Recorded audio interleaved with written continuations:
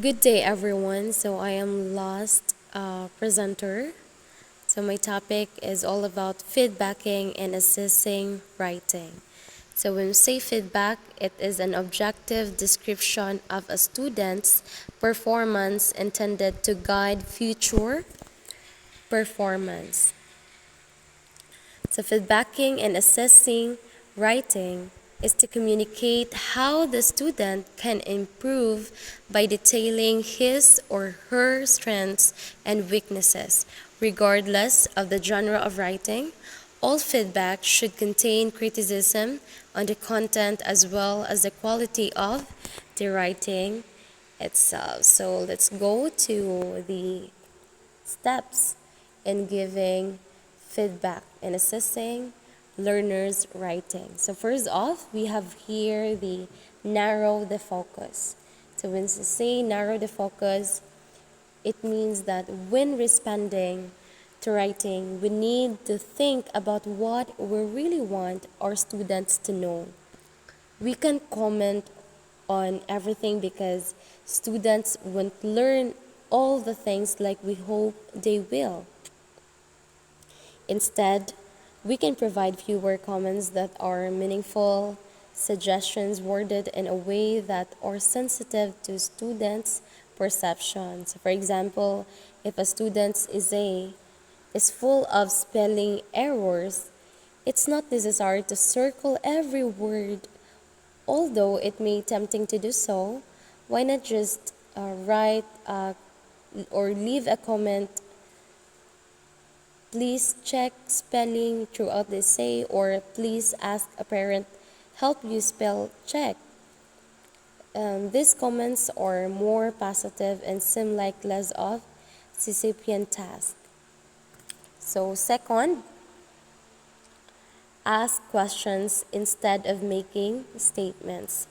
Research shows that asking questions is more beneficial to learning than making statements.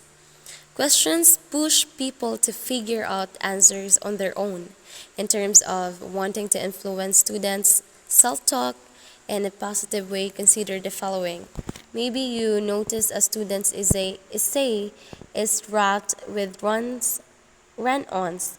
Would it be more beneficial to state that there are run-ons in everything paragraph, proofread more carefully, or ask where might you insert end marks to help the audience follow your line of thinking more easily? Please review the notes on sentence errors and then make some revisions. Third, confer with students. It's a lot easier to word suggestions in a positive manner if you are speaking with a student. In writing, it's more difficult to infer tone, and it's easier to write something that is brash than it is to speak it. Talking with students is one way to get to know them better as writers and as people. Remember that students need to feel a genuine relationship with their teacher in order to really be vulnerable and accept suggestions for improvement. Plus, conferring with students means we spend less time grading a mountain of papers. During conferring, we can word suggestions kindly to build students' optimistic self-talk. Fourth, consider the tone of our comments. Some of the positive ones were nicely written, well supported, excellent topic sentence, insightful point, great evidence provided, good intro, good sentence, good use of vocabulary, love your voice, I love this point. The best way to keep someone pursuing a challenge is to encourage them. It is not so hard to find anything that merits a pat or the back. Fifth, use a 1-to-1 ratio. Students will be more receptive to constructive feedback when it's balanced with praise. Point students' strengths Tell them what they did well. If you can find enough, if you can't find enough strengths in the writing, it's probably a good idea just to help them develop one goal to work on for improvement. So anything else would be overwhelming and it might make them feel incapable. So plus, how many things can students work on improving at the same time and truly master? A 1-to-1 ratio is a good goal to begin with. If you're not used to balancing feedback, begin with the positive one. So, sixth, just read. The answer to the question of how to respond to student writing may be much more simpler than it seems.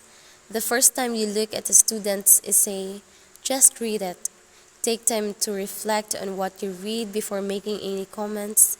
So this strategy will help you to write only the things that matter most and reduce time nitpicking every error. So sometimes when responding to writing, our impulse is to point out every imperfection, but that doesn't help the student or as a teachers. Just put away the pen for the first reading and then balance positive and constructive feedback as you note the most important goals for each student. Number 7, ask students to reflect. One important step in helping students improve their internal dialogue is allowing them to find their own mistakes. It's true, students won't find everything you will, but when we provide them with a rubric we have carefully explained in reference in advance, they should be able to pinpoint areas where they can grow. Understanding how students view their writing will help us in two ways. First, we will be aware of what students think their strengths and weaknesses are. In this way, if they think their ideas are excellent, we know that we need to have a conversation with them about how content can be improved rather than writing feedback in the margins and giving them an unsatisfactory rating for that component. So second, it prepares students to accept help. If they know the writing isn't perfect, they will be less likely to negatively internalize suggestions for improvement. So number 8, be specific. It's easy to rush through grading papers and leave vague comments like awkward or confusing, yet those comments don't help students and they typically are not internalized positively. A more helpful approach would be to leave kind, specific suggestions. So, for example, can you clarify this argument? I'm not sure what you mean here. Or, is the hot dog driving the car? Try rewording the sentence to clarify. So, even we are leaving good feedback, it helps to be specific. So, number 9, clarify the audience's view. So instead of pointing out what the writer did wrong, focus on what might confuse readers. So for instance, will the audience be confused about how the hook relates to the thesis? You could ask, what is the connection between the hook and the thesis? Can you help readers understand how they relate in the bridge? So another example might be if a student only cites direct quotes in the essays and does not paraphrase research, you could write how many of the sentences in this paragraph are in your own wording. How might you revise so that the audience will be able to hear your voice coming through? So focusing what the readers need instead of what the writer did wrong is another way we can be sensitive to students' internal dialogue. Lastly, help students understand themselves. What we stress in our feedback shapes how students view their writing abilities. So, to sum up, effective feedbacking in writing assessment combines praise with constructive criticism, encourages reflection, promotes understanding, and focuses on clarity, specificity, and students' growth.